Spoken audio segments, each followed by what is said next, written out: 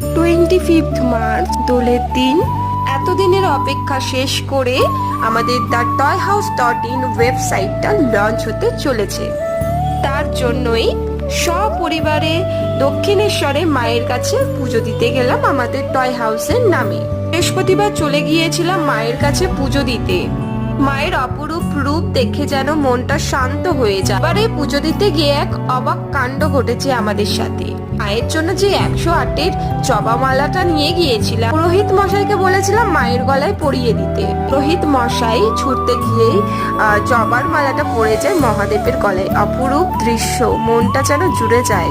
তারপর গঙ্গা ঘাটে নেমে ভোলেনাথের জন্য জল নিয়ে নিলাম।